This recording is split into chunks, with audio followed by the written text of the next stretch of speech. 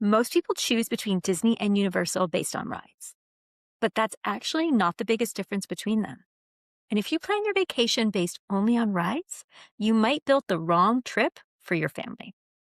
I've done both multiple times, with and without my kid, with a toddler, with an older kid, rope dropping, park hopping, staying on property, staying off property. And I've realized the actual difference is this. Disney and Universal aren't competing for the same experience or the same audience, truly. They're built differently on purpose. The better question isn't which one is better. The better question is actually which one is right for my family and my vacation and the type of thing I'm actually trying to do and the type of fun I want to have. Because the answer to that changes everything. And there is no right or wrong answer and no superior park.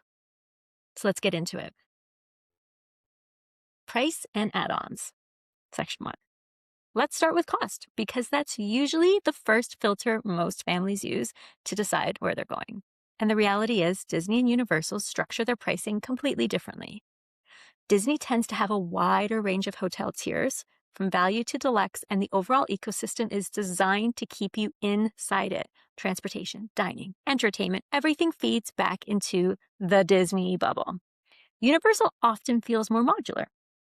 Tickets can be less expensive day for day. Their Express Pass system is structured differently than Disney's Lightning Lane system. At Universal, Express is usually an added flat cost per day, and depending on where you stay, it can be included in certain hotel tiers, which is worth looking out for.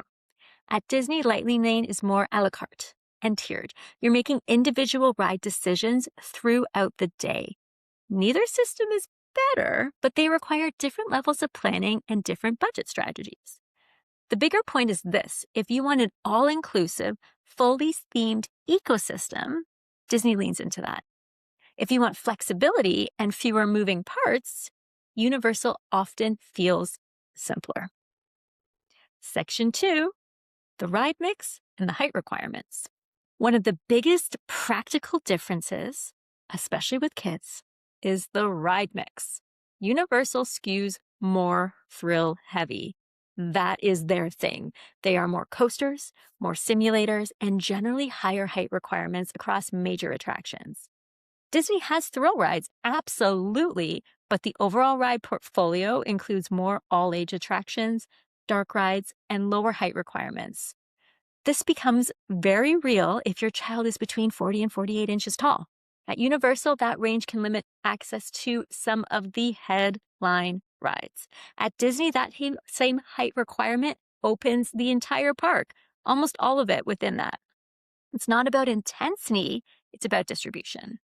If your family is thrill-seeking and tall enough, Universal can feel incredibly efficient.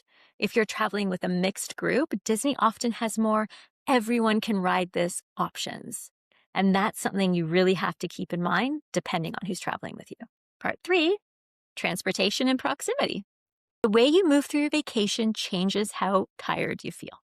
Disney's bigger, much bigger. You're likely using buses, boats, Skyliner, or monorail to get from your hotel to the parks. That can feel incredibly magical, but it can also add time and energy layers. Universal's compact by comparison. Many of their hotels are walkable to the parks, a short boat ride away. They have buses as well. If a midday break is important to you, especially with little kids, proximity does matter. At Disney, returning to your hotel can feel like a major commitment and often a time waste. At Universal, it can feel like a quick reset. Let's pop back, come back again, totally doable. Again, not better, just structurally different. So, to think about it, Universal doesn't have as many rides for little kids, but it can be easier for them day to day because they can take breaks. Section 4, theming and emotional tone. Okay, this is where the vibe shifts. So Disney is built around narrative immersion. Even the cues are often part of the story. The emotional tone leads sentimental, nostalgic, aspirational. Universal leans cinematic and kinetic. You feel like you're inside a movie set. The energy is higher, the intensity is more immediate. Kind of a simpler way to think about it is Disney feels like you're stepping into a story. Universal feels like you're stepping into a movie scene. They're both immersive, but the emotional flavor is completely different. And the emotional tone can often impact how your day feels. So Disney, you can feel a little bit more, let's enjoy some magic together. And Universal, your adrenaline's pumping a lot more during the day. So section 5, dining and structure. Dining at Disney often requires way more advanced planning. Reservations open early, popular character dining books quickly, there's more themed dining density. Universal tends to be a lot more flexible. There are reservations, but there's a lot less pressure overall. You can often make a decision closer to real time or even day of. So if your family enjoys structured dining experiences, character meals, they want to know where they're eating, when they're eating, Disney offers more of that. If you prefer spontaneity and fewer calendar reminders, Universal feels lower stress, especially with City Walk. You can go right in and get dining pretty much anywhere. It comes down to whether you enjoy planning as part of the fun or you see it as friction to your vacation. Part 6, entertainment and characters. Okay, characters are a big one for so many people for so many reasons. So Disney integrates characters into the emotional fabric of the day. Parades, fireworks, character dining, scheduled meet and greets. Universal offers character interactions too, but they're more often like street style, less formalized. A character arrives, you get to meet them. It's a totally different level of stress and experience. So Disney leads into tradition and ceremony and things being the way they are, where Universal leans into spectacle and spontaneity. Neither is lacking, but the delivery feels different. Section 7, accessibility and flow.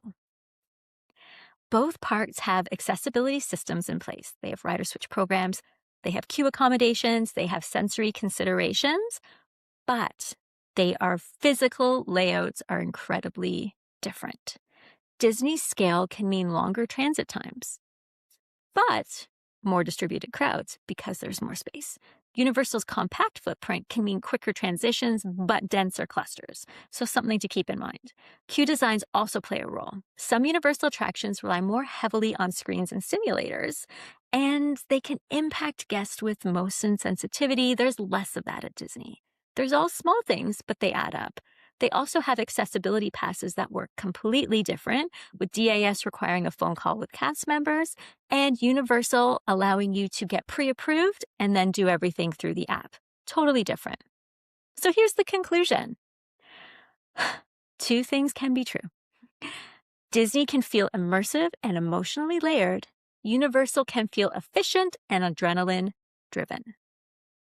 The right choice isn't about brand loyalty. It's about the fit for your family and the type of vacation you want to have. It's about your budget. It's about your kid's height. It's about your energy levels. It's about your tolerance for planning. And sometimes the real answer is combining both. Doing a few days at Disney, a few days at Universal, going back and forth between the two. You don't have to pick one. You don't have to do both. Disney and Universal, especially when we're talking in Florida, have a ton to offer, but knowing what you're getting into is incredibly important for a smooth vacation. Thanks for watching. Make sure to subscribe.